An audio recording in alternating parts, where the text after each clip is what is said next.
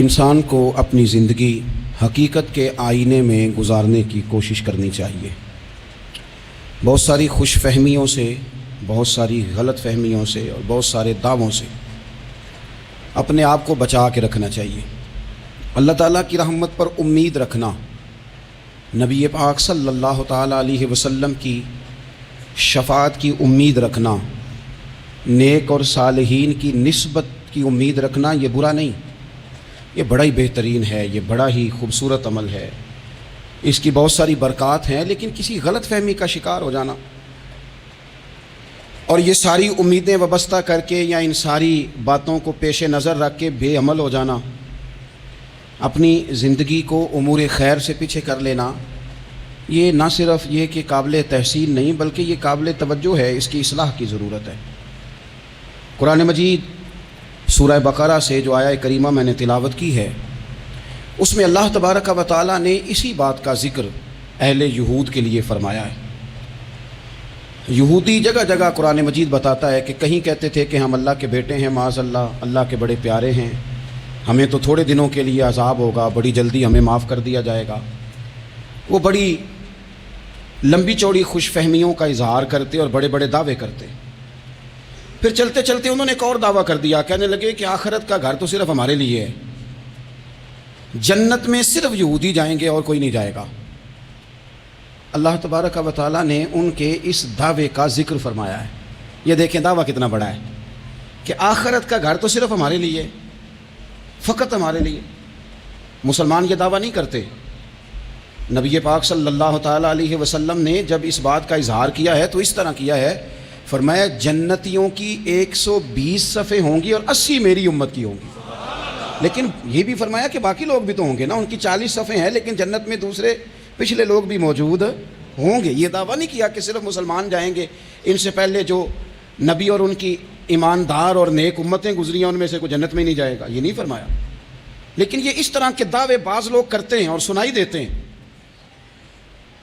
تو یہودی بھی یہ کہا کرتے تھے کہ جنت تو خالص ہمارے لیے ہے اور کوئی نہیں جائے گا اس میں۔ تو اللہ کریم نے فرمایا قل ان کانت لکم الدار الآخرۃ عند اللہ خالصۃ من دون الناس، اے محبوب علیہ السلام آپ ان سے فرما دیں اہل یہود سے کہ اگر آخرت کا گھر اللہ کے نزدیک باقی سب لوگوں کو چھوڑ کے خالص تمہارے لیے ہی ہے، سب کو چھوڑ کے صرف تمہارے لیے ہے آخرت کا گھر، تو فتمنوا الموت، تو پھر جنت میں تو مر کے جانا ہے نا، لہذا موت کی تمنا تو کرو۔ پھر کہو نا یا اللہ ہمیں موت دے تاکہ وہ جو تو نے ہمارے لیے اتنی بڑی چیز بنائی ہے ہم اس سے استفادہ کر سکیں۔ پھر تم موت کی تمنا کرو ان کنتم صادقین، اگر تم سچے ہو۔ لیکن رب فرماتا ہے وَلَن يَتَمَنَّوْهُ أَبَدًا بِمَا قَدَّمَتْ أَيْدِيهِمْ، یہ کبھی بھی موت کی تمنا نہیں کریں گے، انہیں پتہ ہے جو انہوں نے کمائی کر کے آگے بھیجی ہے۔ یہ موت کی دعوے کریں گے کہ جنت میں صرف ہم ہی جائیں گے، لیکن کبھی بھی موت کی تمنا، یہ کبھی موت کی تمنا نہیں کریں گے، اس لیے کہ انہیں پتہ ہے کہ ہم نے آخرت کے لیے کیا۔ یہ جو بہت سارے لوگ کہتے ہیں نا میری نسبت اور میری بات اور بلے بلے سارا کچھ میں ہی ہوں، تو ان سے کہو پھر سارا پیسہ کوٹھی پہ ہی لگائے جاتے ہو، پھر تو جنت تمہارا انتظار کر رہی ہے، پھر یہاں اتنے خرچے کرنے کی تمہیں کیا مشکل پڑی ہوئی۔ قرآن مجید کہتا ہے یہ کبھی بھی موت کی تمنا نہیں کریں گے، ان کو پتہ ہے جو اعمال انہوں نے کر کے بھیجے ہیں۔ واللہ علیم بالظالمین، اللہ ظالموں کو جانتا ہے، اللہ کو خبر ہے۔ میرے نبی پاک صلی اللہ تعالیٰ علیہ وسلم نے فرمایا اگر یہودی موت کی تمنا کرتے، جب ان سے کہا گیا تھا نا کہ اگر آخرت کا گھر خالص تمہارے لیے ہے تو موت کی تمنا کرو، اگر اس مقام پر وہ موت کی تمنا کرتے تو اسی وقت سارے مر جاتے، ختم ہو جاتا معاملہ۔ اگر تمنا کر لیتے تمنا ہی نہیں کریں گے۔ خوش فہمیوں میں مبتلا ہونا، بڑی بڑی باتیں کرنا، بڑے بڑے دعوے کرنا، بڑے بڑے تذکرے کرنا، بڑی بڑی اعلانیہ گفتگو کرنا اور اپنے ہی خیال میں بڑا کچھ بن جانا، یہ سنجیدہ لوگوں کا طریقہ نہیں۔ میں نے کچھ آستانے اپنی آنکھوں سے دیکھے ہیں، وہ کہتے ہیں جناب ہمارے حضرت کی نسبت اور حضرت ساتھ بیٹھے مسکرا رہے ہیں، اتنی دیدہ دلیری تو نہیں ہونی چاہیے۔ آپ اپنے سامنے سارا کچھ اپنے آپ کو کہلوا رہے ہیں، شیخ ہلکا ہلکا مسکرا رہے ہیں، ان سے پوچھیں تو کہتے ہیں جی میں تو نہیں کہتا، تو آپ کہتے نہیں تو منع کیوں نہیں کرتے؟ آپ خوش فہمیوں میں، نعت خواں کھڑا ہوا ہے تو اس نے نسبت کی بات شروع کیا تو اللہ جانے وہ کدھر کا کدھر پہنچ گیا ہے۔ میں کہتا ہوں کون انکار کر رہا ہے نسبت کے فیض کا، کون منکر ہے؟ یہی تو باعث نجات ہے ہمارے لیے امیدیں۔ لیکن یہ کہ خوش فہمی میں مبتلا ہو جانا اور اس طرح کے بڑے بڑے دعوے کرنا، اور پھر بہت ساری خوابیں آتی ہیں لوگوں کو، اور خوابوں کی بنیادوں پر بڑا کچھ بنتا ہے. تو میں کہتا ہوں جناب خواب میں تو میں کہہ دوں آپ سے خواب میں کہ میں رات کا صدر بن گیا ہوں تو آپ کو کوئی اعتراض ہے؟ میں خواب میں بنا ہوں، آپ کو اس میں کیا اختلاف؟ حقیقت کی زندگی میں آئیں. حقیقت کی زندگی میں جتنے لوگ نیک ہیں، پرہیزگار ہیں، دعویٰ ہے غلامی کا، دعویٰ ہے نسبت کا، فلانی شے کا، تو پھر بھئی آپ نے اتنا مال کاہے کو جمع کر لیا ہے؟ پھر یہ کاریں، یہ بنگلے، یہ کوٹھیاں، یہ جائیدادیں، یہ جلسوں کی فیسیں، یہ نعتوں کی فیسیں، یہ کس لیے؟ پھر تو آخرت آپ کے لیے سجی ہوئی ہے، سنوری لی ہوئی ہے، پھر تو آپ اس طرف توجہ کریں. حقیقت پسندی کا مزاج جب تک قوموں میں نہیں آتا، قومیں اتنی دیر تک اپنی روحانی، اخلاقی اور کردار کی بلندی نہیں حاصل کر پاتی. تو موت کی تمنا، یہاں ایک بات اور سن لیں، شریعت اسلامیہ کے اندر مصیبتوں سے گھبرا کر موت کی تمنا کرنا منع ہے. کوئی شخص کسی مشکل میں ہے، بیماری میں ہے، تکلیف میں ہے، دکھ میں ہے، تو موت کی تمنا کرے کہ اس بیماری سے تو مر جاؤں تو اچھا ہے، تو یہ منع ہے اس کے لیے. ہمارے ہاں کچھ لوگ لا علمی کی بنیاد پر چھوٹا سا جھگڑا گھر میں ہوا تو کہتے ہیں میں تو اللہ سے دعا کرتا ہوں میں اب مار ہی جاؤں. بھائی آپ اتنی سی بات نہیں سہ سکے اور آپ نے اتنی سی بات پر اتنی بڑی بات کر دی کہ میں اب چلا ہی جاؤں، اور یہ جھگڑوں کے اندر عام لوگ کہہ دیتے ہیں یہ منع ہے. نبی پاک صلی اللہ تعالیٰ علیہ وسلم نے اس سے منع فرمایا، بلکہ مسلم شریف میں فرمایا کہ اگر تم نے کبھی دعا کرنی بھی ہو کسی وقت تو ان لفظوں سے کر سکتے ہو کہ یا اللہ جب تک میرا زندہ رہنا میرے حق میں بہتر ہے، مجھے دنیا میں رکھ، اور جب میرا یہاں سے چلے جانا تیری حکمت کا تقاضا ہے اور میرے حق میں بہتر ہے تو پھر مجھے ایمان کے ساتھ لے جا، پھر تو مجھے لے جا. تمنا موت کی کرنا اور مصیبتوں سے گھبرا کر کرنا، اور بھائی مشکلات میں جینا تو حسن ہے. اصل میں نا جس کی جان تھی نا اس کے نام نہیں نہ لگائی ہم نے کبھی بچوں کے نام لگا دی، کبھی کاروبار کے نام لگا دی، کبھی دوستوں کے نام لگا دی، پھر وہ بے وفا ہوا تو مرنے کو جی چاہا، وہ بے وفا ہوا تو مرنے کو جی چاہا، اس نے تنگ کیا تو مرنے کو جی چاہا. النبی اولیٰ بالمؤمنین من انفسہم، اللہ فرماتے ہیں تم نہیں جان کے مالک، میرا نبی تمہاری جانوں کا مالک ہے. جان پاوے نہ جان میرے محبوبہ، میں تے لگیاں توڑ نبھیساں، رات تیرے وچ رول کے مرساں، تے قدم نہ پیچھا ہٹیساں، شہر تیرے دے ٹکڑے منگساں، تے تیرے کتیاں دے قدم چمیساں. آزم اے جان امانت تیری، تو جدوں منگ سیں میں پیش کرے ساں. یہ تو کسی اور کی ہے، ہماری ہے نہیں. تو بہت سارے لوگ گھبرا کر ہو بڑی تکلیف آ گئی. بھئی آپ جلدی نہ کریں، بالکل جلدی نہ کریں، آپ حوصلہ پیدا کریں. اور جیا تو جاتا ہی مشکل میں ہے. اقبال نے کہا تھا کارے جہاں دراز ہے اب میرا انتظار کر. یہ زندگی لمبی ہے، یہ مشکلات سے ہو کر کے گزرتی ہے، اس میں مد و جزر رہتا ہے. تو شریعت اسلامیہ میں منع ہے موت کی تمنا کرنا، موت کی خواہش کرنا. بلکہ نبی پاک صلی اللہ تعالیٰ علیہ وسلم نے تو یہاں تک ارشاد فرمایا کہ تم موت کی تمنا نہ کرو، اس لیے کہ اگر تم برے ہو اور زندہ ہو تو ہو سکتا ہے زندگی میں اللہ تمہیں توبہ کی توفیق دے دے، اور اگر تم اچھے ہو تو پھر بھی موت کی تمنا نہ کرو، اس لیے کہ اچھے ہو تو تمہاری اچھائی میں روز برکت ہی ہو رہی ہے، لوگوں کو فائدہ ہی ہو رہا ہے، خیر ہی بٹ رہی ہے. تمنا موت کی کرنا. اور ویسے بھی نہ ہم اپنی مرضی سے یہاں آئے ہیں اور نہ مرضی سے جانے کی کوشش کرنی چاہیے معاذ اللہ. نہ اپنی مرضی آئے ہیں نہ اپنی مرضی سے کوئی مرنے کی کوشش کرے گا تو خودکشی حرام ہے، اور رب رسول کی مرضی سے مرے گا تو وہ شہادت ہے. وہ اس طرح کی شہادت ہے کہ جس میں کہا مردہ کہنا ہی نہیں، یہ تو زندہ ہے اس لیے کہ میرے نام پہ مر گیا ہے. تو موت کی تمنا کرنا یا اس طرح کا رویہ منع ہے. البتہ یہ جو یہود کا کام تھا، ان کا جو لہجہ تھا، اللہ فرماتے ہیں یہ تو ہزار سال عمر مانگتی ہیں تو جانا ہی نہیں چاہتے. کچھ لوگ لمبی عمر کے حریص ہوتے ہیں، اس کی وجہ یہ ہوتی ہے کہ آخرت کے لیے کام نہیں کیا، آخرت پر اس طرح کا یقین نہیں، اس طرح کا مزاج نہیں، دنیا داری کا مزاج بن گیا، بہت سارا مال جمع کر لیا، بڑے بنگلے بنائے، اتنی مشکل دنیا داری کٹھی کی، اب چھوڑ کے مر جائیں.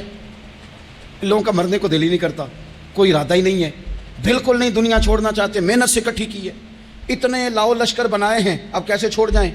کچھ لوگ ایسے ہیں جنہوں نے گٹھڑی باندھ کے رکھی ہوئی ہے، ان کو زیادہ ویٹ نہیں کرنا پڑتا، اس لیے کہ انہوں نے کوئی سامان بوکی نہیں کرایا، تو جو ہے ہینڈ کیری ہے، اس لیے لوگ انتظار کرتے رہیں گے اور جناب بلال حبشی جنت میں پہنچ بھی جائیں گے. ابھی میزان عمل لگا ہوگا لیکن حضرت ابو ذر غفاری جنت میں ٹہلتے ہوئے نظر آ رہے ہوں گے. لوگوں نے جمع نہیں نہ کیا، جتنا مال زیادہ اتنی چیکنگ بھی اس کی زیادہ، جتنے بیگ زیادہ، ایئرپورٹ پہ اتنا انتظار بھی زیادہ. ہینڈ کیری والے کو کوئی مسئلہ اسی کسے دے کچھ بھی نہ لگ دے تے نہ کوئی ساڈا دردی. بھئی مال کا ہے کا تو حساب کا ہے کا. مولا علی شیر خدا. کرم اللہ تعالیٰ وجہہ الکریم سے کسی نے کہا ہم گنجائشیں تلاش کرتے ہیں نا، اور شریعت کی گنجائش اختیار کرنے میں حرج بھی کوئی نہیں ہوتا، شریعت گنجائش دیتی ہے، مال جائز ہو آپ کو تو آپ اس کو استعمال کریں، بڑا مکان بنائیں، بڑی جائیداد خریدیں، بڑی گاڑی میں سفر کریں، مہنگا موبائل خریدیں، اچھے کپڑے پہنے، کوئی منع نہیں کرتا۔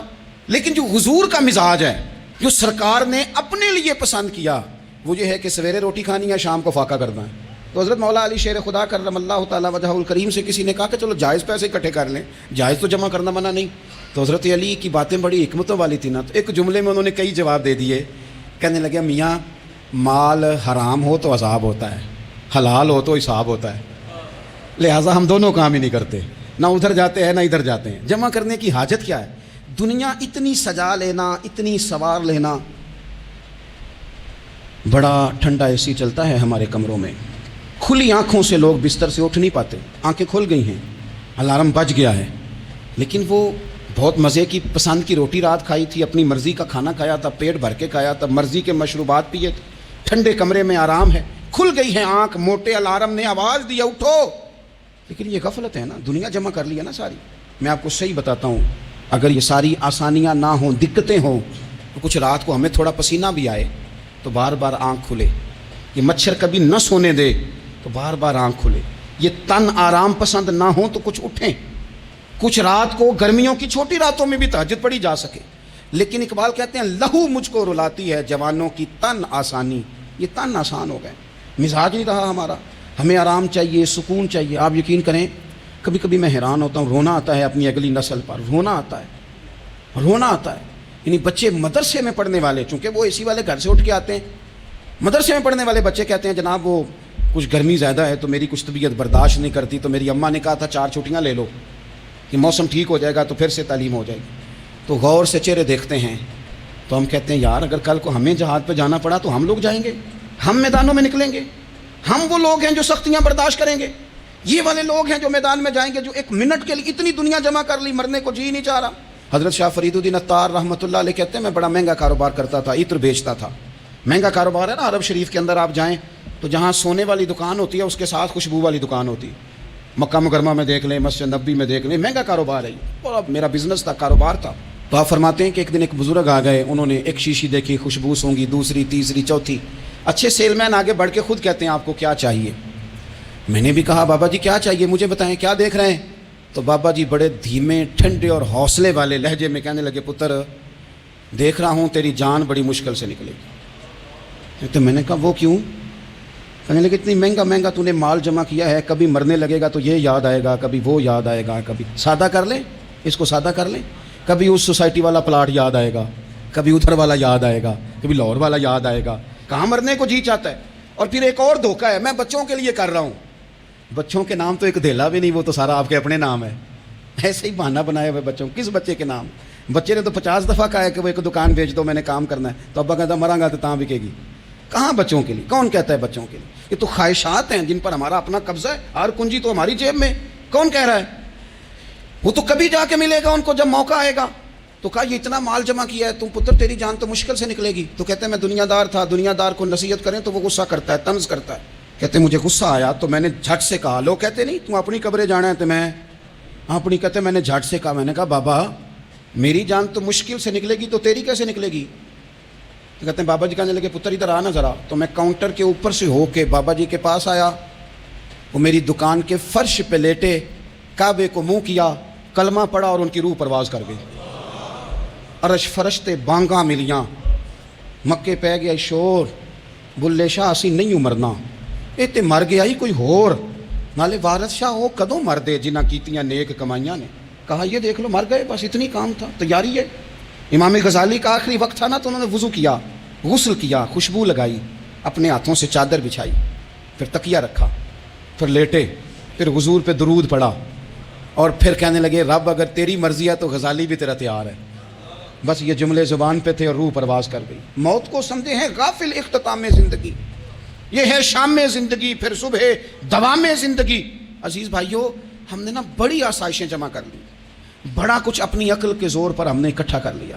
نہیں ہمارا پروگرام، کسی سے پوچھ لیں صحت کیسی ہے، تو عمر اگر اس کی بڑی اوپر بھی چلی جا رہی ہو، اب تو خیر سالگرہ میں آنے کا رواج ہر جگہ آ گیا ہے، ہم سے بھی لوگ پوچھتے ہیں کہ آپ بتائیں آپ کس تاریخ کو پیدا ہوئے تھے، تو میں کہتا ہوں کوئی کارنامہ سر انجام دے لینے دو، پھر بتا دیں گے.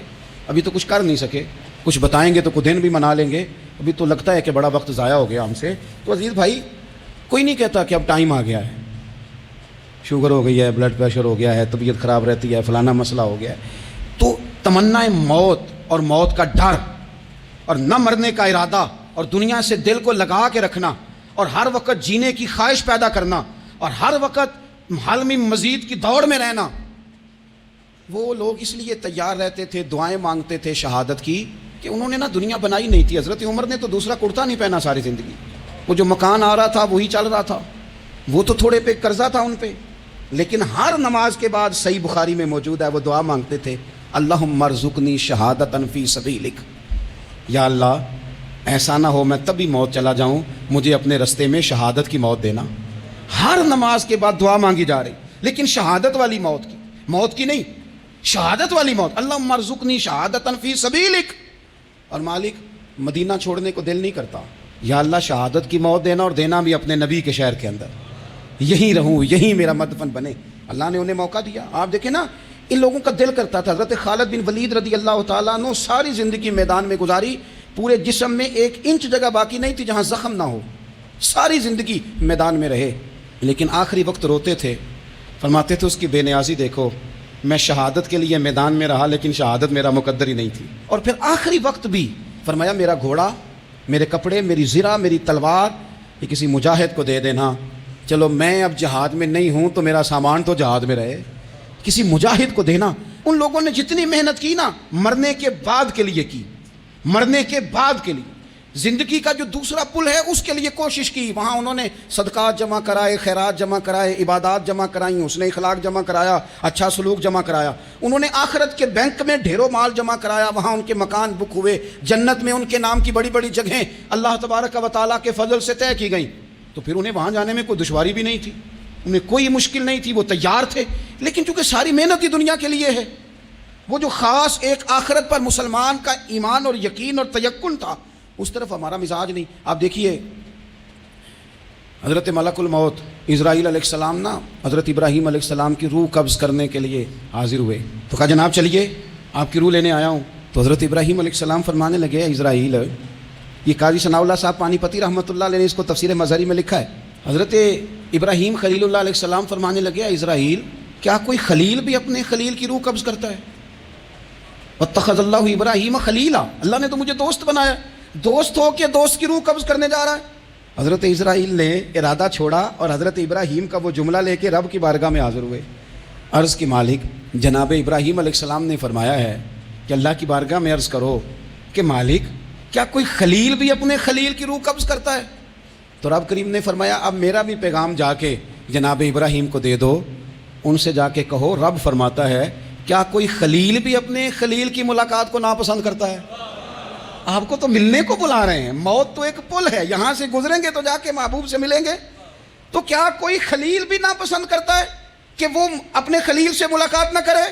حضرت سیدنا اسرائیل علیہ السلام پیغام لے کے آئے اور کہا ہے اللہ کے خلیل رب فرماتا ہے کیا خلیل بھی خلیل کی ملاقات کو؟ تو حضرت ابراہیم تو کھول کے روئے، کہنے لگے اب دیر نہ کر، اب ذرا جلدی کر، اب ذرا جلدی لے جاؤ. اور میرے نبی پاک صلی اللہ علیہ وسلم نے فرمایا، سیاستہ میں حدیث ہے، فرمایا تم میں سے جو رب سے ملنے کو پسند کرتا ہے نا، جو اللہ سے ملنے کا شوق رکھتا ہے نا، اللہ بھی اس کی ملاقات کو پسند فرماتا ہے. تم میں سے جو رب سے ملنے کا شوق رکھتا ہے، اقبال کیا کہتے ہیں تیرے عشق کی انتہا چاہتا ہوں، تو میری سادگی دیکھ میں کیا چاہتا ہوں، میرا ذرا سا تو دل ہے مگر شوق اتنا، میں وہی لن ترانی سنا چاہتا ہوں. مالک میرا دل کرتا ہے میں تجھ سے کہوں رب عارلی میں تجھے دیکھنا چاہتا ہوں، اور تو مجھے کہے لن ترانی تو نہیں دیکھ سکتا. میرا ذرا سا تو دل ہے مگر شوق اتنا، میں بھی وہی لن ترانی سنا چاہتا ہوں. پھر خود ہی کہنے لگے او بھری بزم میں راز کی بات کہہ دی، میں بڑا بے ادب ہوں سزا چاہتا ہوں. یہ تو سب کو بتانے والی بات ہی نہیں تھی جو میں نے بتا دی، بھری بزم میں راز کی بات کہہ، بڑا بے ادب ہوں سزا چاہتا ہوں. نبی کریم علیہ السلام نے فرمایا تم میں سے جو رب کی ملاقات کا شوق رکھتا ہے نا، اللہ بھی اس کی ملاقات کو پسند فرماتا ہے. اور فرمایا تم میں سے جس کا رب سے ملنے کا شوق نہیں نا، اللہ بھی اس کی ملاقات کو پسند نہیں فرماتا. یہ سیاستہ میں حدیث ہے. ایک دفعہ غور کر نہ لیں، فلاں سے ملنے کو بھی جی چاہتا ہے، فلاں علاقہ دیکھنے کو بھی جی چاہتا ہے، فلاں کی ملاقات کو بھی جی چاہتا ہے، کبھی اس کو ملنے کو بھی جی چاہتا ہے جس نے بنایا ہے سارا کچھ، کبھی اس کی صحابہ تو تڑپ کے حضور کی بارگاہ میں آئے تھے نا، وَإِذَا سَأَلَكَ عِبَادِي عَنِّي فَإِنِّي قَرِيبٌ، تڑپ کے کہا تھا یا رسول اللہ صلی اللہ علیہ وسلم سالوں بیت گئے، سجدے کرتے، عبادت کرتے، روزہ رکھتے، حج کرتے، زکوٰۃ دیتے، اب دل کرتا ہے کبھی وہ ملے، کبھی اسے دیکھیں، کبھی یہ حقیقت منتظر نظر آنا لباس مجاز میں، لاکھوں سجدے تڑپ رہے ہیں میری جبین نیاز میں، دل کرتا ہے ملنے کو۔ تو جب صحابہ نے آ کے حضور کی بارگاہ میں یہ عرض کی نا یا رسول اللہ رب سے ملنے کو جی چاہتا ہے، تو اللہ نے فرمایا وَإِذَا سَأَلَكَ عِبَادِي عَنِّي فَإِنِّي قَرِيبٌ، اے محبوب جب میرے بندے آپ کے پاس آ کے میرے بارے میں سوال کریں تو ان سے فرما دو میں تو ان کے قریب ہی ہوں، جب بھی دعا مانگیں گے میں ان کی دعاؤں کو قبول فرماؤں گا، میں قریب ہوں ان کے۔ اپنے دل کے اندر شوق ہو، اللہ رسول کی طرف بڑھنے کا شوق ہو، مسلمان موت سے نہیں ڈرتا، لیکن صحیح بخاری اور صحیح مسلم میں حدیث ہے، نبی پاک علیہ الصلوۃ والسلام نے فرمایا آج ایک مسلمان 1000 کافر کو آگے لگا لیتا ہے اور کافر بھاگ جاتا ہے، ایک وقت آئے گا ایک کافر ہوگا اور 1000 مسلمان کو بھگا ڈالے گا۔ یا رسول اللہ کیوں؟ ہمارے پاس اسلحہ نہیں ہوگا، ہمیں لڑنے کا سلیقہ نہیں آئے گا؟ تو نبی پاک علیہ السلام نے فرمایا یہ مسئلہ نہیں، تمہیں وہن ہو جائے گا، وہن۔ یا رسول اللہ یہ وہن کیا ہوتا ہے؟ تو حضور نے فرمایا تمہیں نا زندگی سے پیار ہو جائے گا، تمہیں مرنا برا لگے گا، کراہت آئے گی مرنے سے، تم مرنا نہیں چاہو گے۔ تو جب کسی کو زندگی سے پیار ہو جائے تو پھر وہ بھاگتا ہے، پھر وہ ہر بندے کی ہر بات مانتا ہے چونکہ وہ جینا چاہتا ہے۔ اور کچھ لوگ ایسے ہوتے ہیں، وہ جب بدر میں مسلمان پہنچے نا تو جاسوس بھیجا ابو جہل نے، کہا جاؤ پتہ کر کے آؤ لوگ کتنے ہیں اور ان میں جوان کتنے ہیں، بوڑھے کتنے ہیں اور اسلحہ کتنا ہے۔ جاسوسی اس دور میں بڑی آسان تھی، کوئی مخصوص وردی تو فوجیوں کی ہوتی نہیں تھی۔